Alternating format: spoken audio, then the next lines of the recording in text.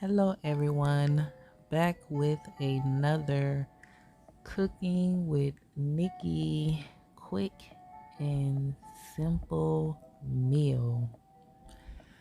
So, today, with this actual brunch with me, as you can see already in my actual pan, I have some pancakes which are going to be golden brown once they are actually finished. So what I actually did was with my actual batter, instead of mixing it with water, I mixed it with some different ingredients. And I can tell you, I added some milk to make these more of a delicious tasting pancake. So the actual milk that I use is going to actually give it an actual vanilla flavoring because of the actual milk that I purchased. Now for your pancakes, you may use whatever your heart so desires you to actually use for your actual pancakes, or if you just do the simplified way of using the actual water, that is fine as well too. So I let these pancakes actually cook on one side till I thought they were golden brown enough for me to actually flip these over. And also at the same given time, I watched the batter as well too. And once you start seeing it bubbling around the edges and in the center and things, that kind of is your actual cue to actually, flip your pancake or to actually look on the other side to see if it is at that golden brown color that you would choose to actually have your pancake. And some people might choose to have it a little darker. It's totally up to the individual, to each his own. So as you just saw, I actually flipped the actual pancakes because they were at that point to where they were ready to be flipped over without causing an actual mess as it actually flips. So that's why it's important to watch the actual pancake and watch the actual edges of the pancake, because that bubbling effect in it will actually indicate that it is time to actually flip them without a big mess. So I actually let these pancakes cook for a little bit on each side before actually removing them. And then I will be moving on to the next best things that will be incorporated with this actual brunch. And as I told you all before, I was incorporating the actual spinach into my actual feedings. So I will be doing the actual same thing with this actual meal. So some ingredients or some items are kind of the same. It's just incorporating different things, giving it a different spin, and creating a whole different meal with using some of the same items. Because hey, the meat that you have or the fish that you have, it has to be cooked, right? So you just find different ways to incorporate it with other items. And here I am actually adding the actual buttermilk pancakes to this actual brunch. So I did an actual second flip just to make sure the pancakes were completely done all the way through, with some of the actual edge kind of like it didn't splatter or anything, but once you flip it over and you mash on the pancakes, and you know how it kind of squeezes, so when the edge squeeze out, so I did a reflip, and just to make sure that that squeezed out portion was cooked all the way through as well too. So now I am going to be gearing up to actually start on my actual meats. So I am re-greasing the actual fryer, and then I got my meat and everything, and got the meat rinsed off, got the actual onion and bell pepper rinsed off, and now placing the actual meat and seasoning the meat inside the fryer as I let it cook just a little bit on one side. So as you see with me flipping it, and I'm gonna go ahead and season this actual side as well too, so that once I flip it back over and it starts to cook, it will start absorbing in those actual seasonings. But I do know when you actually marinate your meat in your seasonings, if you marinate them overnight and stuff like that, oh, it makes your flavors pop even more. Like for real, for real. So with this, being that I didn't marinate it or anything, I didn't normally season it first like I normally do. That would be the normal routine, to season it first and then place it in there. I placed it in there, seasoned the top, and then flip and then season. So now I'm actually putting the actual onions and bell peppers to the actual meat. And as I'm actually doing that actual process, I kind of did it that way through my different cooking ventures, and not wanting my seasoning to actually burn out too quick. So a lot of the times ooh, just shook my head quick. A lot of the times you will have like a bunch of seasoning caked up in the bottom of the pan and stuff like that. So I didn't want to have that actual effect. So that's why I went on ahead and placed my meat first.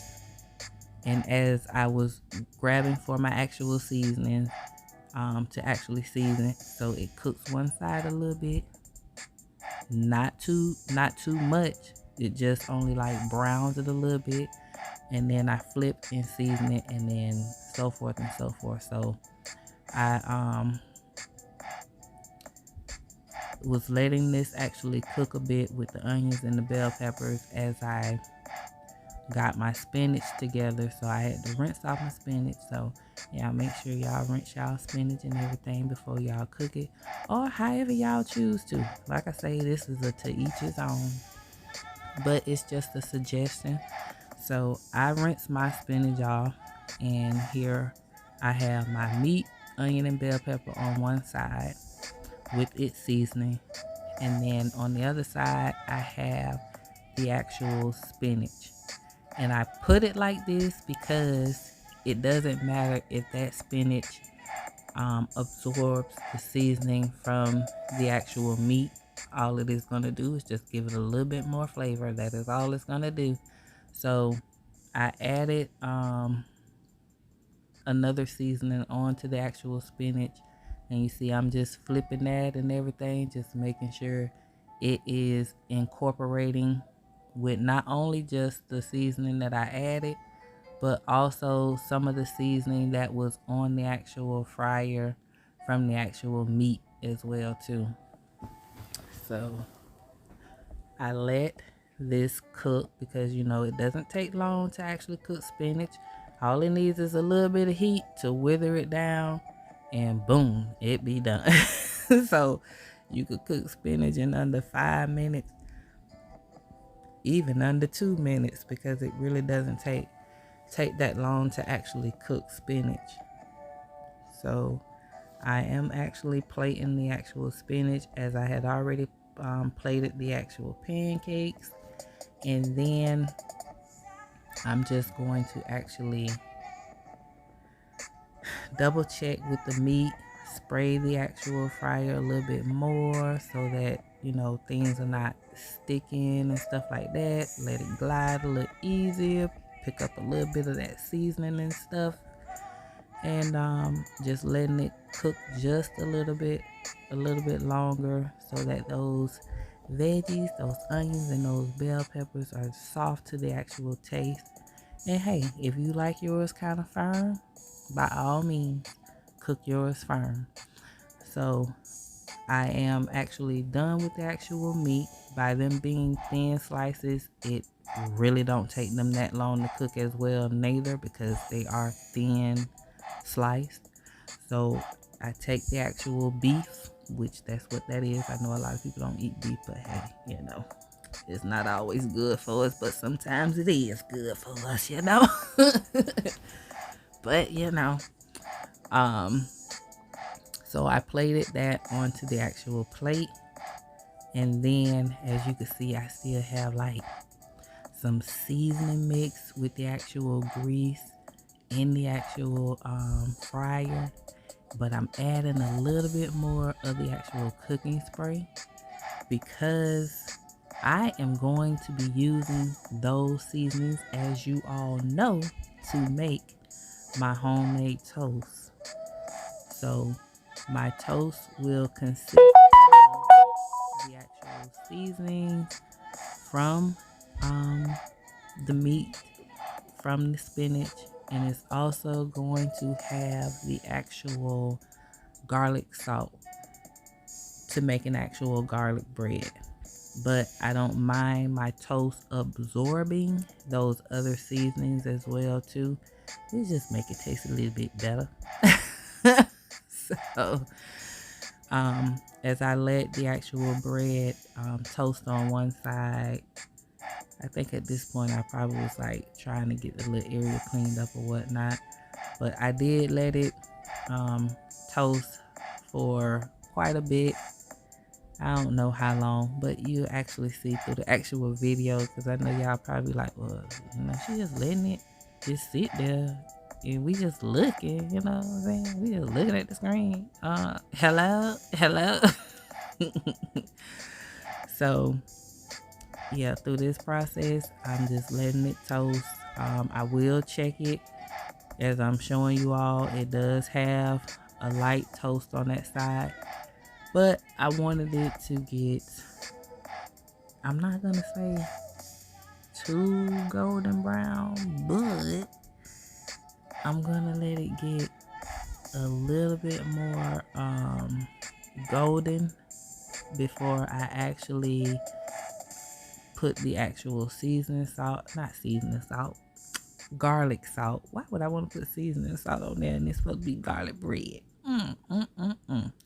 So I'm actually going to be putting the actual garlic salt on the actual toast. So I am going to actually check this again to see if it has gotten to the consistency of what I was actually needing. It's like, look at it and stuff, and let that joker fall back down, and just let it toast a little bit longer. At this point, it's just the waiting process for the actual toasting and stuff. But hey, ain't no biggie. I get to come up with some stuff while I'm actually doing this video. So over time, here we go. Boom. It is toasted, and you see me actually putting the actual garlic salt onto the actual toast. And I tell you, I don't just toot my horn with this here, but my homemade garlic toast be tasting so good. And it be tasting so good just how I actually toast it. So you see I kind of like tap it a few times to knock off some of the excess garlic salt, so that it is not too salty. And I tell you, it came out just right, to be honest with you, and I can only just be honest. But hey, this was my actual brunch for today. And today is the actual 26th of January. And this is just how we doing it. So just a little bit of footage for you all on my pieces of me. Brunch with me again.